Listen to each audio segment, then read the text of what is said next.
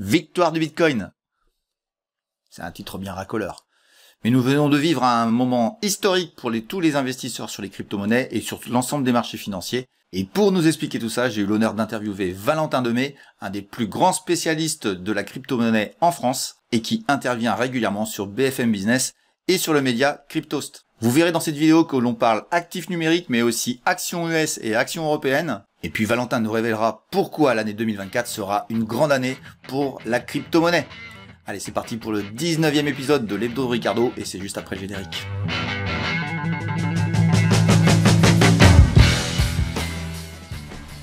Bienvenue sur Fondamentalement Bourse, la chaîne des investisseurs qui ne se contentent pas d'essayer.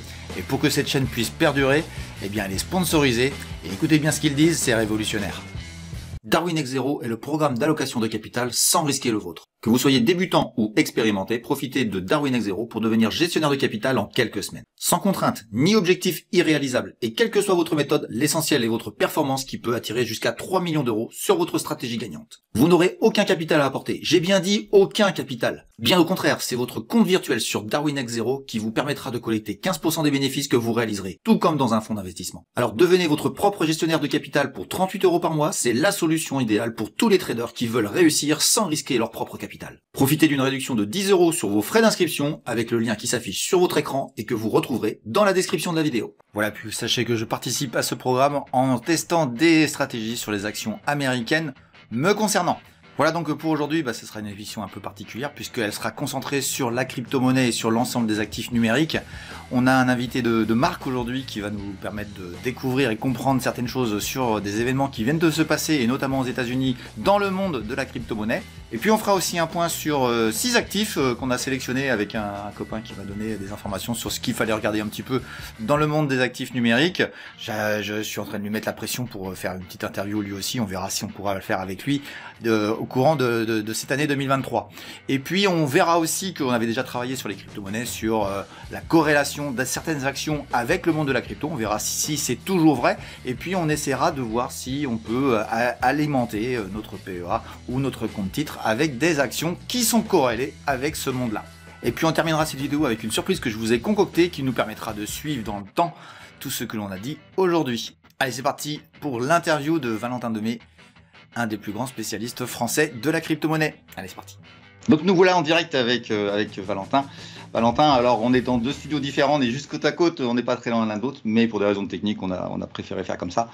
Voilà, mais Valentin, je te propose de te présenter à tout le monde et puis de dire qui tu es et on attaquera le sujet après. Salut Richard, merci de me rejoindre, enfin de me recevoir, même carrément effectivement sur ta chaîne.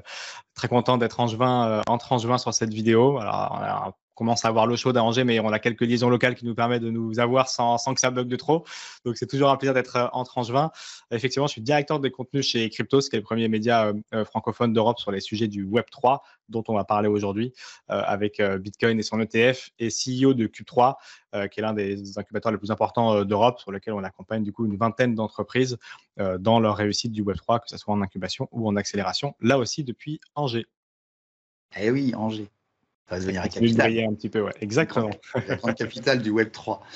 Voilà, donc on s'est dit qu'il y avait un super sujet intéressant à parler pour nos abonnés et en tout cas pour les miens, parce que moi personnellement j'ai trouvé que c'était super intéressant d'en parler. Ça me paraît un moment important dans l'histoire du Bitcoin, dans l'histoire de la crypto-monnaie.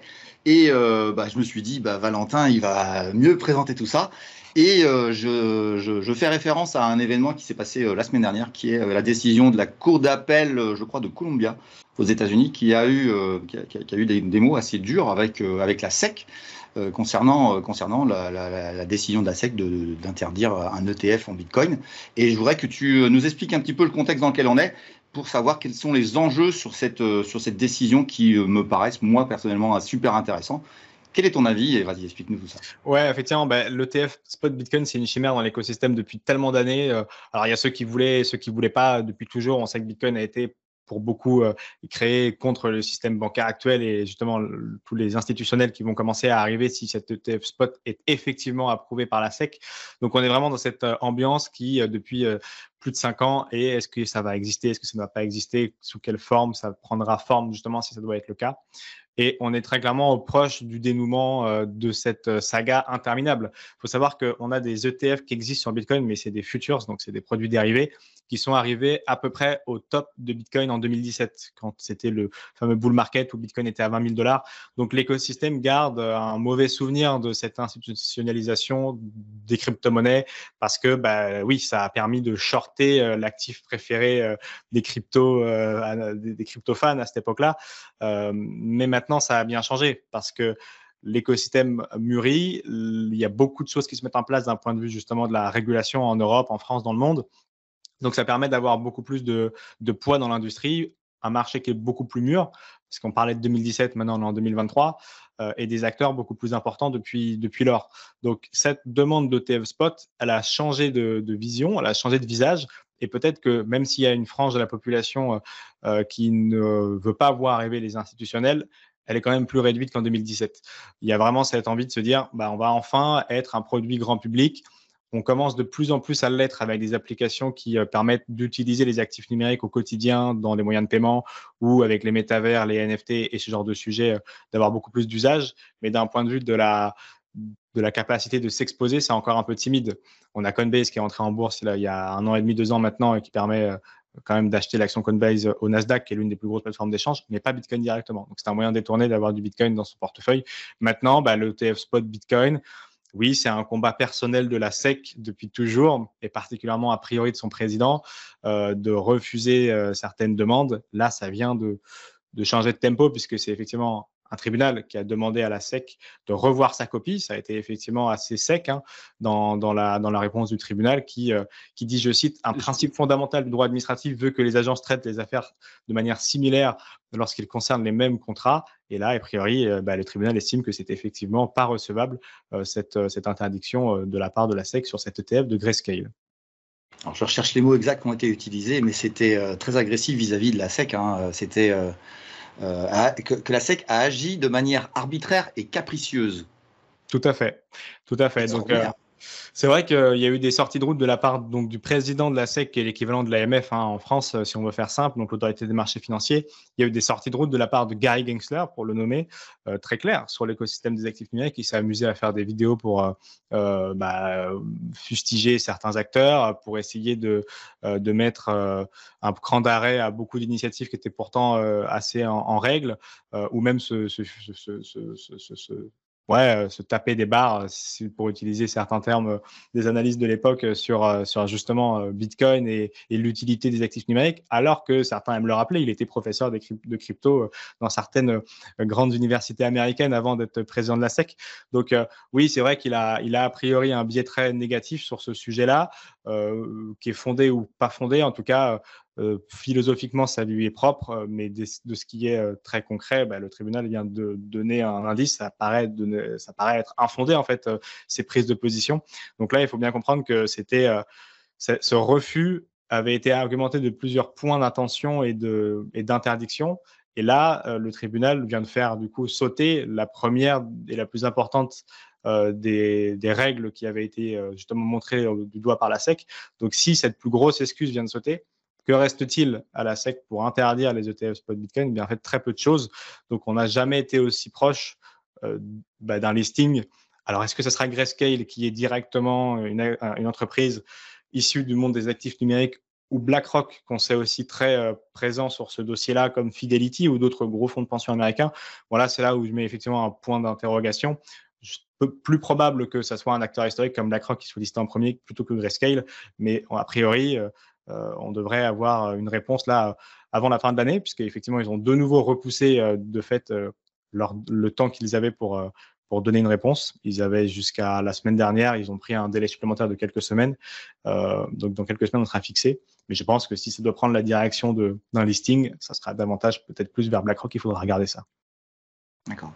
Et concrètement, pour les gens qui découvrent un peu la bourse et tout et je dirais le côté crypto-monnaie qui a peut-être rebuté beaucoup de particuliers sur, excuse-moi, même moi, j'y vais pas pour des raisons de complexité, d'incompréhension de beaucoup de sujets. Et comme je dis souvent sur cette chaîne, c'est trader ce que vous comprenez. Et moi, je comprends pas le système. Moi, je comprends bien ce qu'est un ETF. Je sais ce que c'est qu'un cours qui monte et qui baisse. Donc, qu'est-ce que pour les particuliers, pour les gens qui découvrent la bourse, qu'est-ce que ça va changer selon toi, dans l'esprit de dire, voilà, on crée un ETF, peut-être repréciser ce qu'est un ETF, mais quel est vraiment le changement qu'on provoque à travers cette création, enfin, pas cette création, mais cette validation d'actifs financiers de ce type? Alors, pour ce qui est de l'ETF, je te laisserai peut-être plus préciser parce que tu as plus l'habitude dans la finance traditionnelle que moi de savoir ce que c'est, même si j'en ai les grandes lignes. Mais ce que ça va changer dans l'écosystème, c'est assez, encore une fois, c'est assez inédit. Jusqu'à présent, on a quelques chiffres, d'ailleurs assez récents, qui datent d'il y a quelques mois sur la détention d'actifs numériques en France par les Français, justement. Et c'est 10%. C'est-à-dire qu'il y a à peu près 10%, 9,4% pour être très précis, de Français qui détiennent des actifs numériques aujourd'hui sur la population francophone. Donc, c'est important et en même temps, par rapport à une assurance vie, on est loin derrière. Mais par rapport à une action en compte propre, c'est supérieur. C'est 5% de Français qui détiennent des actifs, des actions en compte propre. Donc, ce que ça va permettre, c'est d'aller chercher le grand public sur le delta qui reste entre 10 et entre les 90% qui restent, quoi. Ouais. Parce qu'on va pouvoir, à travers son PEA, potentiellement des assurances vie demain, potentiellement des produits distribués, justement, ça va dépendre de la manière dont c'est fait. Tu penses que le PEA va accueillir des ETF on va dire crypto-monnaie, parce que c'est le Bitcoin aujourd'hui, mais j'imagine que ça va s'étendre. Tu penses que ça va être éligible PEA à un moment donné? C'est effectivement tous les sujets qui seront sur la table une fois qu'on aura cet ETF qui sera listé. Donc déjà, c'est la première étape. Mais les CGP et beaucoup d'assurances sont en attente de pouvoir lister ce genre de produits. Donc on peut imaginer qu'au bout du ruisseau, il y a cette facilité de mise de portefeuille dans les prochaines années, peut-être. On laissera effectivement le temps se faire et puis la régulation se mettre en place et les produits se structurer autour de ça.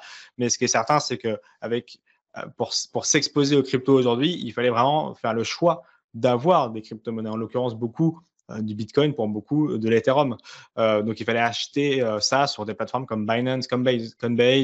Il y a Revolut qui permet de le faire plus facilement, une banque en ligne.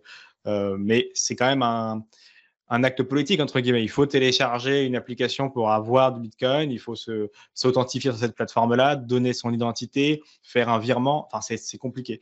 Donc, ce que ça va changer, c'est que ça va permettre d'aller beaucoup plus sur cette frange de la population qui se dit pourquoi pas, c'est pas inintéressant, je commence à comprendre les enjeux. C'est l'un des actifs, si ce n'est l'actif le plus performant de ces 10 dernières années. Donc, OK, j'ai envie de m'indexer à ça. Mais par contre, tout le travail d'acheter un compte, d'ouvrir un compte chez Binance, Coinbase, Kraken ou autre, c'est trop complexe. Donc j'y vais pas. Donc, c'est ça que ça va changer. C'est la capacité déjà des particuliers de le mettre dans le portefeuille et puis aussi et surtout des grandes entreprises de pouvoir les avoir aussi plus facilement, ces bitcoins. Aujourd'hui, il y avait une manière détournée de le faire. Alors, il y en avait deux. On a parlé de Coinbase, qui est une plateforme d'échange de crypto qui est listée au Nasdaq. L'autre manière détournée, c'est MicroStrategy, qui est une entreprise américaine qui a réussi à accumuler du Bitcoin avec sa trésorerie, parce que aux États-Unis, sous certaines conditions, c'est possible. On sait que Tesla l'avait fait avec Elon Musk. Et donc, en achetant beaucoup de Bitcoin et en ayant presque 1%, je crois, de la supply, on n'est pas loin d'1% de la supply de mémoire de MicroStrategy sur l'ensemble des Bitcoins en circulation. Il faut savoir qu'on n'en a jamais plus de 21 millions de Bitcoins en circulation et qu'à date, il y en a 19 millions. Donc, ça fait quand même un beau pactole. Je pourrais aller vérifier si tu veux exactement le pourcentage qu'ils ont. Mais en tout cas, c'est l'entreprise cotée qui a le plus de Bitcoin dans son portefeuille et qui a, avec son patron de l'époque, le plus délaissé son activité principale au profit d'être ce proxy pour s'indexer au Bitcoin. Donc, beaucoup d'entreprises achètent du MicroStrategy pour s'indexer au Bitcoin. Et comme MicroStrategy a beaucoup de Bitcoin, effectivement, la courbe suit plutôt pas trop mal le prix du Bitcoin. Mais par contre, c'est encore une fois pas vraiment du Bitcoin qu'on a dans son portefeuille.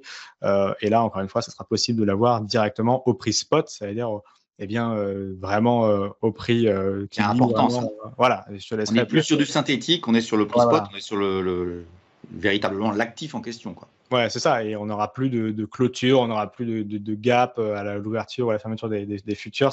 Donc, ça change beaucoup de choses. Et encore une fois, ça permet de l'avoir au comptant et qu'a priori, les personnes qui le distribuent, en est vraiment en face, quoi. Je ne te cache pas que si on pouvait en plus le couvrir euro-dollar de telle manière à ce qu'on puisse avoir pas d'impact monétaire dessus, ce sera le grand bonheur. Mais enfin, ça va venir. On sera attentif à ça. Mais voilà, en tout cas, ça change. C'est quand même un gros gap dans l'accessibilité de cette classe d'actifs et une vraie reconnaissance aussi de ce monde, encore une fois, qui était pendant 14 ans pour Bitcoin, qui a été créé en 2008-2009 en opposition au monde traditionnel et qui peut-être enfin commence à se positionner en complémentarité, que ça soit dans les usages ou justement dans la manière de s'indexer aux produits financiers traditionnels, tout en gardant, encore une fois, sa nature qui est une monnaie qui sera, pour ceux qui veulent vraiment acheter du Bitcoin, échangeable à tout moment à travers le monde avec des frais très réduits, qui sera capé à 21 millions et dont on ne pourra jamais imprimer des unités sans, voilà, à partir de rien, quoi. Ça gardera cette capacité-là, c'est certain, mais avec du grand public en plus. Et ça a beaucoup tourné. Je sais que tu en parles, tu le mettras à l'écran, cette fameuse image de l'ETF quand il a été listé pour le gold. Alors, je ne sais pas si ça va faire la même chose pour Bitcoin, mais c'est vrai que quand il y a des ETF qui sont listés, généralement, ça fait un appel d'air monstrueux de fonds d'entreprises, des instituts, et puis même, encore une fois, du grand public qui y accède avec moins d'argent, certes, mais avec beaucoup plus de personnes en même temps. Et donc, ça fait vraiment skyrocket, quoi. Donc, il faut savoir aussi que beaucoup de gens attendent le halving de Bitcoin. Tous les 4 ans, on divise la création monétaire de Bitcoin par 2. Dans les cycles précédents, ça a toujours mené justement à une évolution du prix à la hausse parce que la demande reste la même, si ce n'est elle s'intensifie. Donc, tu penses qu'il y a des cycles, le cycle du Bitcoin est associé à cet événement-là évidemment, indéniablement, ça, c'est même pas... Oula, les gars, là, mesdames, messieurs, on a une news de malade, là.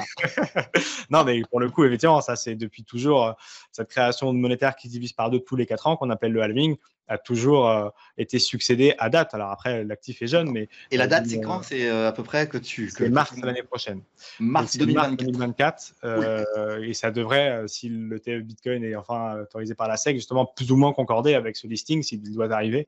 Donc, c'est 2 très grosses informations, là encore, que le public averti regarde et attend. Et c'est pour ça que beaucoup s'amusent de voir les prix qui ne bougent pas pour l'instant et imaginent être de l'accumulation. C'est vrai qu'il y a beaucoup d'adresses qui commencent à détenir de plus en plus de Bitcoin. On est aussi sur un plus haut historique d'adresses uniques qui détiennent un Bitcoin. Ça veut dire qu'on n'a jamais été aussi nombreux. Enfin, il y a jamais eu autant d'adresses uniques qui détiennent un Bitcoin entier sur leur portefeuille. Et il y a les plus gros portefeuilles qui continuent d'en accumuler. Donc, certains voient ces mois qui restent comme étant la dernière manière de s'indexer à cet actif-là avant qu'il y ait cette vanne institutionnelle, avant qu'il y ait le narratif traditionnel qui nous vient tous les 4 ans. C'est un peu notre Coupe du Monde à nous, qui est le halving de Bitcoin. Je ne sais pas effectivement si ils ont raison de voir cette chose de cette manière, mais en tout cas, oui, si le ETF Bitcoin doit être listé, eh bien c'est mathématique. Il devrait arriver avec le halving Bitcoin qui arrive tous les 4 ans. Ça, c'est sûr que ça arrive en mars 2024. Et si ces 2 grosses infos arrivent en même temps, oui, peut-être, ça fera un petit narratif intéressant pour la reprise haussière de Bitcoin l'année prochaine, peut-être. Bon, pour terminer avec cette petite interview, je voulais poser une dernière question. C'est vraiment une révolution? Qu'il y a un ETF Bitcoin, est-ce que c'est une révolution pour le monde des actifs numériques? Est-ce qu'on est un pivot important là, dans la vie des actifs numériques en général? Oui, indéniablement oui, parce qu'encore une fois, je dis, c'était vraiment un acte politique jusqu'à aujourd'hui, alors que demain, ça sera beaucoup plus facile d'en mettre dans son portefeuille. Donc, dans ce narratif d'être un actif à part entière, duquel tout le monde peut s'indexer, qui est censé être meilleur que les monnaies fiduciaires pour combattre l'inflation et la politique monétaire des banques centrales qui ne sont pas forcément toujours très bonnes. Et dans cette compréhension de l'industrie, de justement mettre auprès du grand public ce genre d'outils, alors que ça soit à travers un proxy comme un ETF ou que ça donne envie à des gens d'acheter vraiment des bitcoins au comptant sur des plateformes et les détenir vraiment, parce que faut pas oublier qu'il y a aussi ce côté, normalement, détenir ses propres actifs numériques, c'est détenir sa monnaie et ne pas laisser quelqu'un pouvoir couper cette possibilité. Mais tout ça, ça va dans le même sens. C'est le sens de la démocratisation. Et si on s'est bouffé 2 ans de réglementation intensive ces dernières années, qu'on fait mal aux entreprises, et à juste titre, parce que justement, ça préparait à ce côté un peu plus grand public. Alors oui, on a une première victoire qui est qu'on a souffert, que l'écosystème a souffert, que beaucoup d'entreprises ont eu du mal à passer le bear market, ont eu du mal à passer les attentes réglementaires qui ne sont pas finies, mais qui commencent à porter leurs fruits et à apporter quelque chose de positif, c'est-à-dire du grand public, du regard extérieur, et puis l'attention enfin des institutionnels sur ce sujet qui était un petit peu méprisant à une époque avec ces actifs numériques. Et ceux qui crachaient dessus il y a quelques années, aujourd'hui, sont en train d'essayer de faire lister leurs ETF. Donc, c'est le sens de l'histoire. C'est souvent comme ça que ça se passe. Et a priori, c'est comme ça que ça se passera de nouveau pour cette année qui arrive. Merci Valentin, merci d'être venu sur cette chaîne faire une petite interview. C'est quoi tes rendez-vous de la rentrée? Alors, Cube 3, le lancement de Cube 3 et puis peut-être encore sur BFM, j'imagine. Voilà, toujours effectivement sur BFM pour la 2e ou 3e saison, je ne sais plus. C'est les mardis et mercredis, effectivement, pour continuer de traiter des sujets d'actualité économique et Web3. Donc, avec grand plaisir pour retrouver la rentrée officielle. C'était la semaine dernière, le public et les amis de chez BFM. Et puis, effectivement, Cube 3, qui est cet incubateur dont je parlais tout à l'heure, qui ouvre officiellement le 9 octobre. Et on a déjà de très, très belles entreprises qui sont avec nous et que j'ai hâte de montrer au grand public. On aura une équipe de tournage qui sera toute la première année sur place pour documenter un peu tout ça. Donc, même ceux qui ne sont pas incubés pourront voir un petit peu l'envers du décor de l'entrepreneuriat en France, les difficultés de ce que c'est et puis ce que c'est le Web3, justement. Parce qu'on a beaucoup de boîtes qui bâtissent dans le Web3. On a parlé beaucoup Bitcoin, mais Bitcoin, même si c'est la plus grosse goutte d'eau de l'ensemble du ruisseau, il y a un ruisseau à côté, quoi. Ouais. Je me ferai un plaisir de faire un petit passage pour faire payer un café. Je t'y attends, Richard. Merci beaucoup. Je te remercie et puis on va continuer la vidéo avec d'autres sujets qu'on traite habituellement. Allez, merci Valentin. Ciao. Salut Richard. Voilà, j'espère que vous avez apprécié cette interview et puis tout le contenu qui est dedans est vraiment pour moi d'une qualité exceptionnelle. Merci Valentin pour ton intervention et je te dis à bientôt sur cette chaîne. Alors, on va enchaîner maintenant sur des actifs que j'ai sélectionnés avec Phil, qui j'espère viendra un jour nous faire une explication de pourquoi c'est ces actifs-là qu'il faut surveiller. Et si vous voulez, il y en a 7, il n'y en a pas 6 finalement.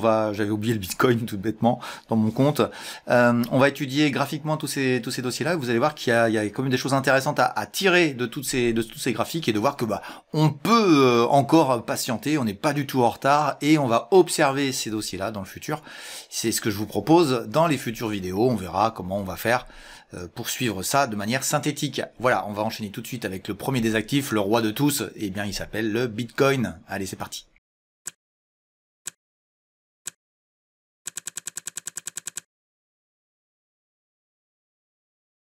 Le petit disclaimer qui permet de voir que je ne suis pas un conseiller et que tous les graphes que je vous présente sur tous les actifs ne sont ni des conseils d'achat ni des conseils de vente, mais juste mon avis. Et on commence par le roi, le Bitcoin. Le Bitcoin que je vais traiter, d'ailleurs je vais traiter tous les actifs que je vous propose avec en dollars américains, puisque c'est quand même là-dessus que s'appuient la plupart des traders pour faire leurs analyses techniques. Par contre, au niveau monétaire, évidemment, nous sommes en Europe et il faudra regarder à chaque fois de manière patrimoniale ce que ça donne en Bitcoin, mais en euros, puisqu'il y a quand même une variation monétaire qui sera appliquée à vos actifs. Alors, on a sur le Bitcoin, on a très simplement, je dirais, une oblique ici qui est assez intéressante de support sur long terme. Donc si on redescendait et qu'on cassait cette résistance que je vais agrandir ici, qui est vraiment techniquement très propre, il faut savoir que les actifs numériques sont très très propres au niveau graphique. Donc on peut faire confiance à la cassure. Si ça casse, ça veut dire que ça va aller plus bas. Alors je dis pas que ce sera pas invalidé, mais généralement il y a quand même des évidences assez intéressantes au niveau des crypto-monnaies, au niveau de l'activité graphique de ces dossiers. Et on irait vers les 18-19 000, ce serait peut-être un point d'entrée intéressant par rapport à tout ce que vous avez entendu dans la vidéo avec Valentin. Mais je dirais que tant qu'on est entre ces bornes-là, je dirais qu'on est en trading, en swing trading, voire assez long, parce que ici c'était en décembre 2022 et on est arrivé ici en juillet, donc ça dure 6 mois. Mais on est tant qu'on est en dessous, on n'est pas dans un mouvement de bull market. On est, je dirais, dans un moment de redistribution. Ça travaille et ma foi, je trouve que ça travaille assez bien concernant le Bitcoin, qui est quand même le meneur, qui reste le meneur des marchés sur les crypto-monnaies.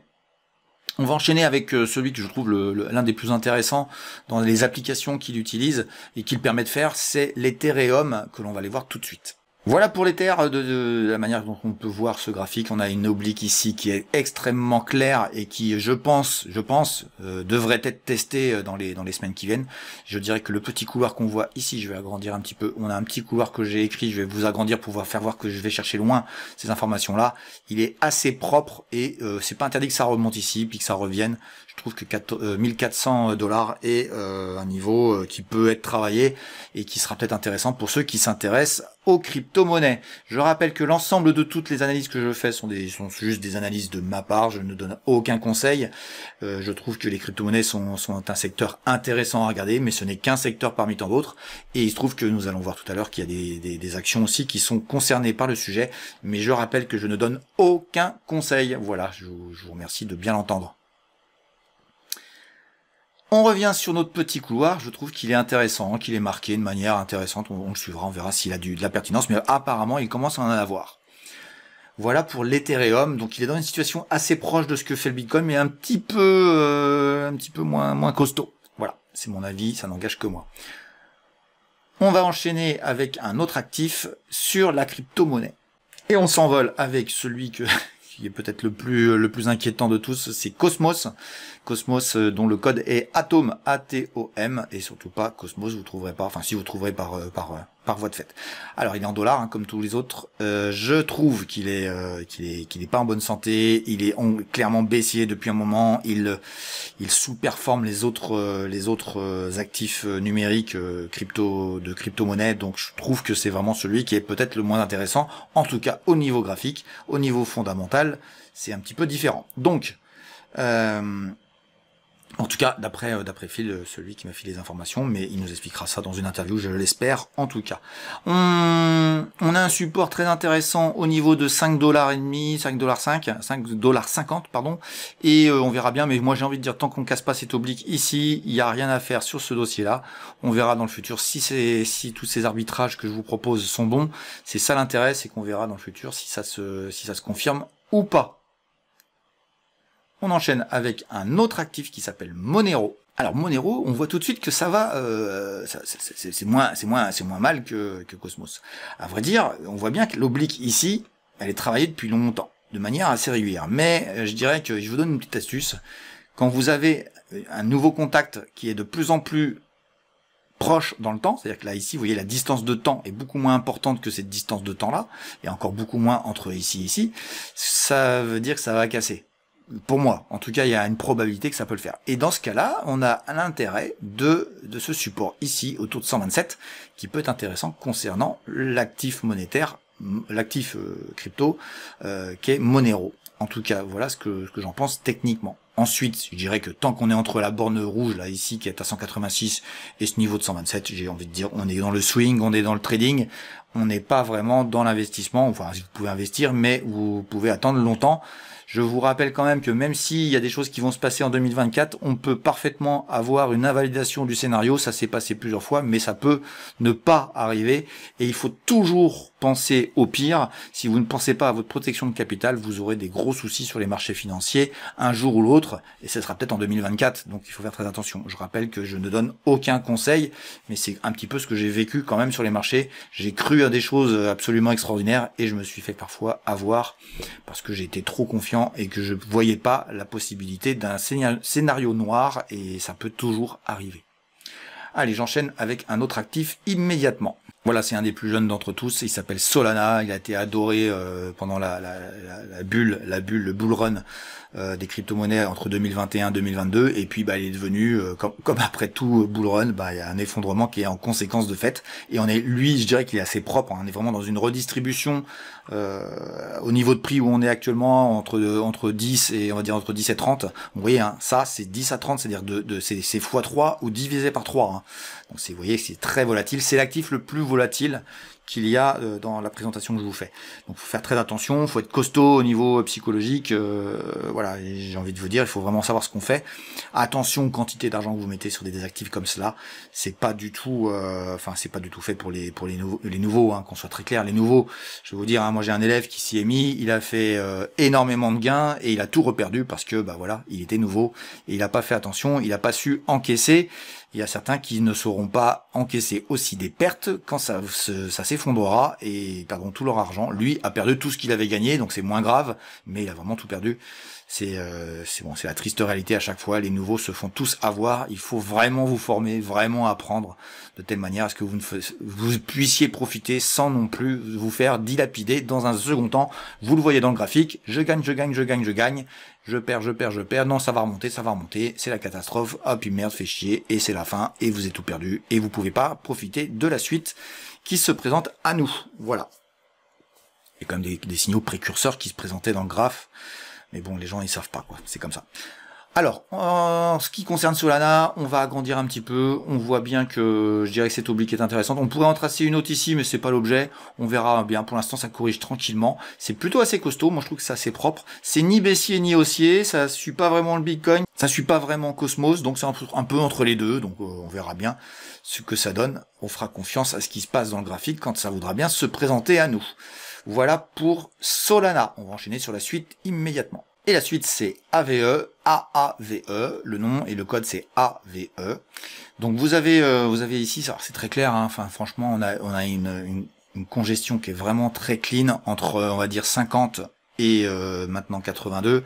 Et tant que ça gigote là-dedans, c'est du trading, il n'y a pas d'intérêt à faire. Le niveau de support, je dirais de 50 est très intéressant, mais lui aussi, on sent que ça se rapproche de plus en plus. Pour aller chercher plus bas avec un spike juste, enfin pardon, pas un spike mais un spike vers le bas de cet actif qui serait peut-être un point d'entrée si, ma foi, le halving de l'année prochaine provoque le même mouvement que nous avons vécu sur 2020, 21 et un petit peu 2022, enfin non, 21 surtout. Voilà pour AVE et on va enchaîner avec un tout dernier actif à vous proposer qui s'appelle Uniswap. Alors là, on a clairement, alors on verra si ça s'avère vrai dans le futur, mais j'ai envie de dire, avoir l'un ou avoir l'autre, ça n'a pas vraiment d'intérêt, puisqu'ils ont exactement le même graphique. Voilà. Donc exactement même à quelque chose près. Donc ce qu'il faut regarder, c'est les amplitudes, de telle manière à profiter d'une volatilité de l'un, ou si l'un est en retard sur l'autre, de dire bah tiens, il y en a un qui démarre, et ben je vais acheter l'autre parce qu'il devrait suivre dans pas longtemps. Voilà, ça peut être ça qui peut être intéressant sur des analyses graphiques. Personne ne vous raconte ça, mais moi je trouve que c'est des trucs tout basiques. Mais d'aller voir un actif qui monte ou qui baisse avant l'autre, c'est quand même quelque chose et qui est suivi très rapidement par les autres, c'est quand même ça simplifie la vie du trader, hein, qu'on soit très clair. Voilà, donc sur Uniswap, bon, on est dans la même configuration, on est en congestion assez forte. Si ça casse vers le haut, ça deviendra peut-être le marché haussier dont on vous parle dans cette émission. On verra bien dans le futur ce que ça donne. Voilà, on a fait les 7 valeurs que je vous proposais, les 7 actifs que je vous ai proposés dans cette émission. Et puis si vous voulez bien, on va enchaîner directement avec une idée que j'avais déjà émise dans une vidéo que je vous mets là et je vous la mettrai à la fin des vidéos pour que vous puissiez aller la voir. Mais c'était l'idée aussi qu'on pouvait, au sein du PEA, on pouvait avoir des actions intéressantes qui ont une corrélation avec les actifs numériques. Et il se trouve que dans cette émission-là, je vous avais fait voir des actions très corrélées. Alors corrélées ne veut pas dire qu'elles collent au marché, mais il y a une corrélation, il y a des mouvements qui se voient assez clairement sur des unités de temps pas très longues, mais pas très courtes non plus. Et ce qui est intéressant dans ce que je vous dis, c'est que en plus de ça, et dans les sociétés que j'avais sélectionnées, il y avait ce qu'on appelle un phénomène de bêta, c'est-à-dire que la volatilité, les jambes de hausse, et il se trouve que les jambes de baisse aussi, faut quand même le dire, sont plus importantes. Donc ça veut dire que vous pourriez, et c'est très surprenant parce que les gens pensent que les actifs financiers les plus volatiles sont les crypto-monnaies, ça arrive, mais c'est pas tout le temps le cas. Ça peut être des actions, et si elles sont bien choisies, si vous êtes attentif et que vous avez un plan d'invalidation de votre trade, eh bien vous pouvez avoir parfaitement des gains et hélas des pertes, des gains qui sont beaucoup plus important que d'être sur un Bitcoin, etc. Et vous êtes dans la sphère du PEA avec la protection, toutes les protections que peuvent avoir les PEA vous concernant, et c'est plus difficile sur les courtiers crypto-monnaies où on a eu quand même des histoires assez rocambolesques et notamment FTX il y a pas très longtemps. Donc à vrai dire, moi je trouve que c'est pour les gens qui ont pas envie d'aller dans la crypto-monnaie mais qui veulent quand même s'y intéresser, vous avez des actions qui sont très intéressantes et on va faire le tour de celle-ci très rapidement. Vous allez voir que la corrélation qu'on va donner à certaines valeurs est assez exceptionnelle. Moi je trouve que c'est quand même assez intéressant d'en parler dans une vidéo comme celle-ci. Allez, on attaque tout de suite avec l'ensemble de ces valeurs. Et donc voici l'évolution de ces valeurs, je dirais graphiquement, si vous aviez fait un panier de l'ensemble de ces valeurs de manière équipondérée. Et on avait fait l'émission au début janvier, donc on s'est situé ici. Donc finalement, c'est pas trop mal par rapport à ce qui se passe. Et vous allez voir que si on creuse un petit peu, vous allez voir si vous ressentez ou pas une corrélation entre ce groupe, je dirais ce package, ce petit ETF maison de valeurs et l'ensemble des cryptos que nous avons étudiés à l'instant. On voit bien que c'est pas exactement parfait, qu'on soit très clair, mais sur des unités de temps assez longues, on voit bien le rebond qui a été clairement établi dans le graphe, et on voit que la baisse est aussi actuellement ressentie par les actions. Ce qui est intéressant aussi, c'est qu'on a une volatilité plus forte, comme je vous expliquais, alors généralement en tout cas, généralement, et qu'on s'entende bien, généralement, on a une réactivité, je dirais, des actions qui est beaucoup plus importante en termes d'amplitude. Donc voilà, c'est pour ça que c'est assez intéressant de regarder ça avec cet œil-là. Ce qu'on va faire, c'est qu'on va regarder toutes ces valeurs, et la première que je vous affiche, c'est QuickByte en Scandinavie. On va faire le tour des valeurs pour voir celles qui nous ont fait des choses intéressantes dans le début d'année et qui seront peut-être les vainqueurs de demain et qui sont plus intéressantes. Et la première, c'est QuickByte, et on voit, quand vous voyez le graphique que je vous fais voir, ceux qui suivent les hebdos régulièrement savent très bien ce que je vais leur dire. Bon, le dossier est à fuir, hein, il aurait pu congestionner comme les actifs que je vous ai présentés, mais on voit bien que ici, il s'est passé quelque chose d'assez important, c'est qu'il y a eu une cassure du support qui aurait dû tenir si on avait espéré continuer à congestionner pour pouvoir repartir, et ça a cassé vers le bas avec beaucoup de volume, donc beaucoup de monde est sorti. Donc c'est un dossier qu'il faut certainement oublier, mais je l'ai laissé dedans parce que il faut être honnête avec les gens, et je l'en avais parlé, et ce dossier-là, je dirais qu'aujourd'hui il est à oublier. En tout cas, il n'est pas prioritaire, il faudra qu'il montre beaucoup de choses pour pouvoir se retourner. Donc voilà, il faut vraiment qu'il repasse au-dessus d'ici, donc il y a beaucoup de travail à faire, puisque il faudrait remultiplier quasiment par 2 pour retrouver le niveau de prix ici et juste pouvoir taper dedans. Donc je vous laisse voir qu'il y a beaucoup de travail concernant QuickByte. Il y a beaucoup mieux, il y a beaucoup plus intéressant dans les dossiers que j'avais retenus, dans ce qu'il va y avoir à retenir pour les prochains mois, si le marché de la crypto voulait repartir comme en 2020. Et il se trouve que c'est plutôt en Allemagne que je trouve qu'il y a une société qui est absolument extraordinaire, on en reparlera un peu plus tard, mais elle s'appelle Northern Data, son code c'est NB2, et je trouve que, alors pendant l'ascension, je dirais, des crypto-monnaies, on a eu le bull run ici aussi sur NB2, alors attention, vous voyez, ça bouge fort, mais on est parti d'à peu près 12 euros, puisqu'on est en Allemagne, on est PEable, et on a fait à peu près x10, x12 sur le dossier, mais avec des moments de gigotement très importants, il faut quand même en être conscient. Je suis pas sûr que la psychologie des gens soit toujours adaptée à ce type d'actifs et à ce type de variation. En tout cas, ce qui est intéressant, c'est que en début d'année, dans la vidéo que nous avions faite, et je vous disais le lien à la fin de la vidéo, vous verrez qu'on était ici et j'en avais parlé, et il se trouve que par rapport à peu près au moment où on avait fait la vidéo, on était autour de 8-10, vous voyez, on chicane même pas à 1 euro près, à 10% près, on est actuellement autour de 17, donc c'est quand même la valeur qui a le plus remonté. C'est celle que je préfère, pour tout vous dire, c'est celle que je préfère, pour une simple et bonne raison, c'est que Northern Data a des participations dans une société américaine qui s'appelle Riot Blockchain, qui alors je crois que le nom a changé, mais c'est Riot en tout cas, et qui fait que ils sont quand même très très corrélés au monde de la crypto-monnaie par le minage des bitcoins notamment. Donc Northern Data en Allemagne, et c'est au PEA, comme je vous le disais. On voit que l'oblique que j'avais tracé, j'ai pas touché, c'est assez ancien ce graphique. On voit que l'oblique ici a bien réagi, ça a rebondi. Alors c'est peut-être pas encore bien en train de construire, mais ça peut être intéressant d'être des points si ça voulait tenir dans les semaines qui viennent. Et si le marché voulait repartir à la hausse, je pense que Northern Data serait la plus volatile. Sur le sujet, on est autour de 17, je vous rappelle que ici c'était 140, donc voilà, on verra bien ce que ça donne, mais en tout cas, on est très éloigné d'être en retard sur le dossier, même s'il a fait x2, x3 depuis le début de l'année, c'est pas très important, je dirais, dans ce monde-là. Regardez comment on était tombé aussi, on est tombé à 6, on venait de 140, il faut être conscient de ces variations de prix qui sont quand même assez exceptionnelles. Voilà pour Northern Data, qui me paraît être la société la plus intéressante dans le panel, avec une autre que je vous citerai après. Une autre société sur laquelle je trouve ça assez décevant, mais pas très étonnant, c'est plutôt sur une société française. Alors, à vrai dire, les 2 sociétés françaises que j'avais proposées ne sont pas des cadors en la matière, mais c'est toujours intéressant de les surveiller. La première s'appelle CBI, ou plutôt Crypto Blockchain Industrie, donc CBI, le code c'est ALCBI et elle est cotée en France. Bon bah voilà, c'est pas terrible, mais si on zoome, on voit bien que ça baisse, ça baisse, ça baisse. On est en tout cas, à l'heure au moment où je vous parle, on est dans cette espèce de congestion vers le bas qui ne trouve pas de support, hein, qu'on soit clair. On avait un support ici, ça a été cassé. Ça a été cassé avec un petit peu de violence, hein, vous voyez, paf, puis non, c'est parti vers le bas. Donc on a un dossier qui est proche de ses plus bas, ça avait fait un buzz, je dirais, quand elle s'est lancée, mais bon voilà, aujourd'hui LCBI, CBI a beaucoup de choses à prouver. C'est pas un dossier qui graphiquement est intéressant, mais on verra bien si ça rebondit. Il faudra voir si ça se corrèle à nos amis de la crypto-monnaie. C'est plutôt quand même le cas, mais c'est en tendance baissière. Je rappelle que les tendances baissières sont quand même les plus dangereuses techniquement. Et donc tout ce que je dis, ce n'est que mon avis, et je vous rappelle que ce ne sont en aucun cas des conseils.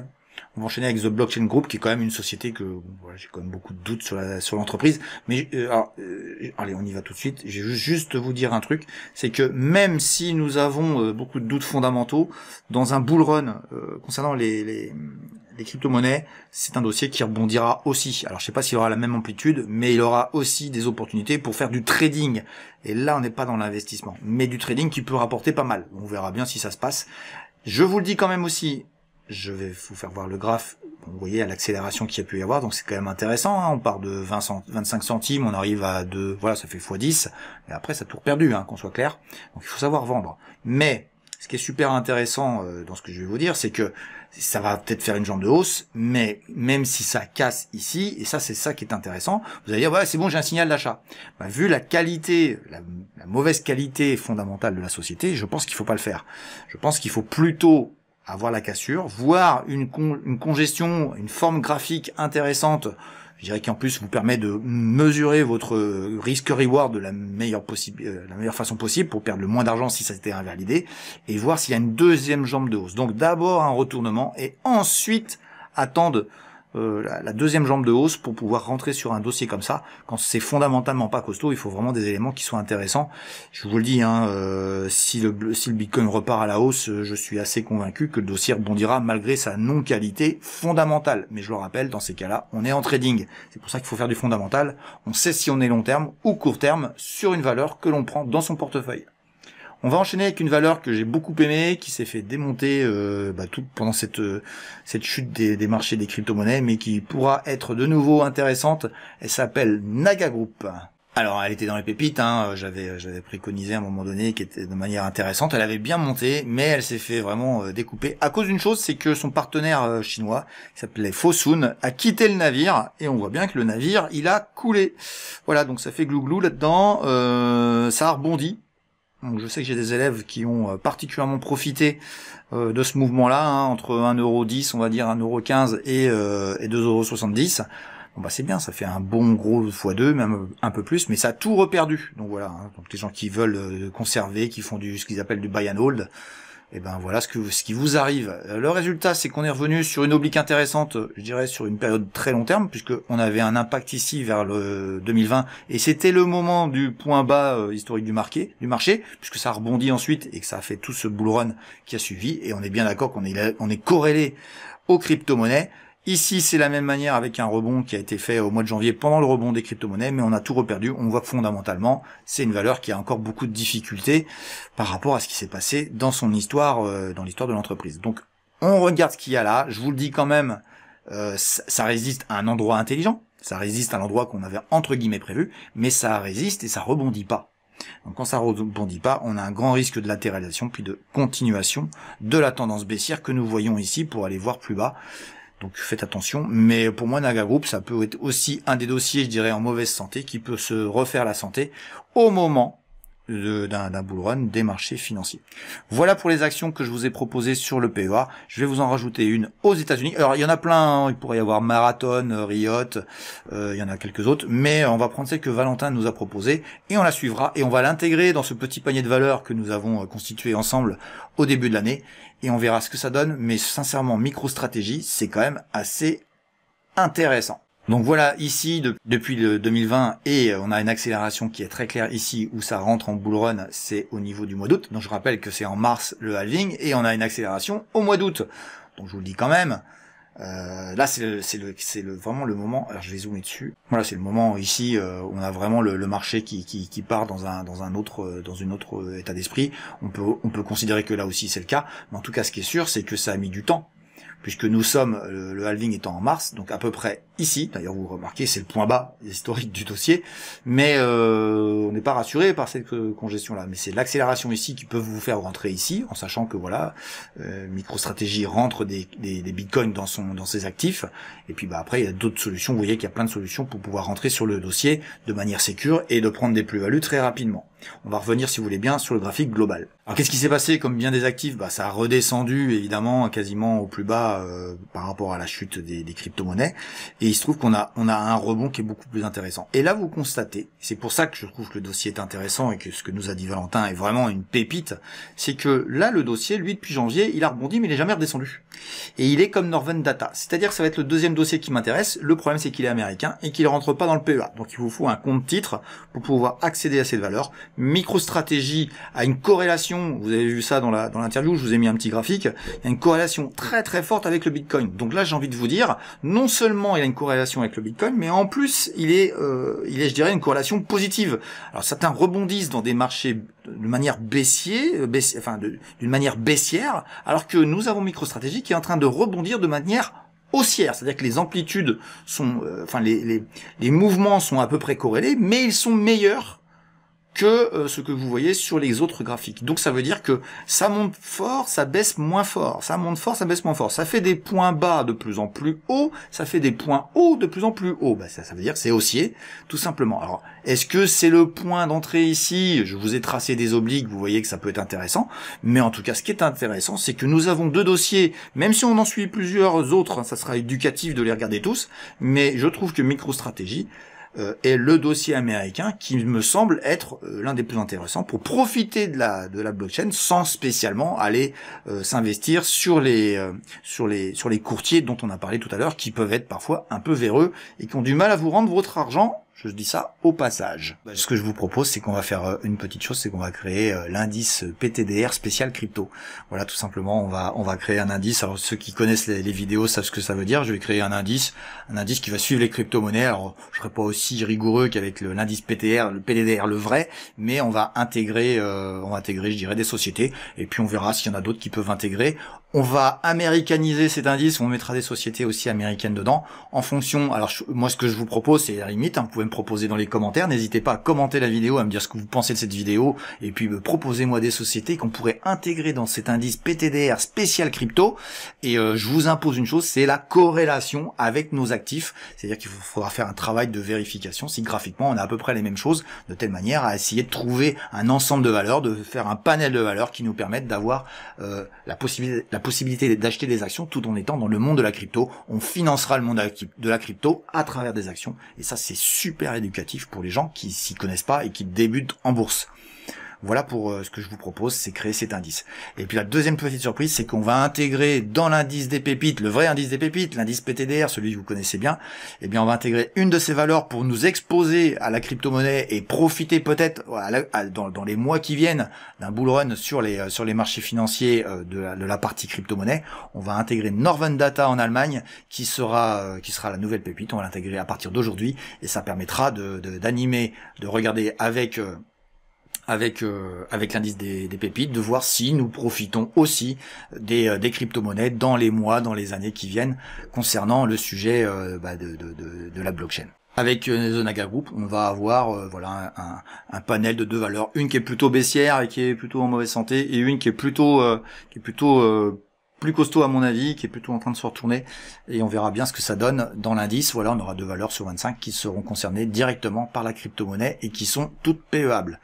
Voilà, j'espère que vous avez apprécié cette vidéo. N'hésitez pas à mettre des pouces, à mettre des commentaires, à me dire ce que vous en pensez. Et puis on se retrouve bientôt pour un nouvel épisode de l'hebdo de Ricardo.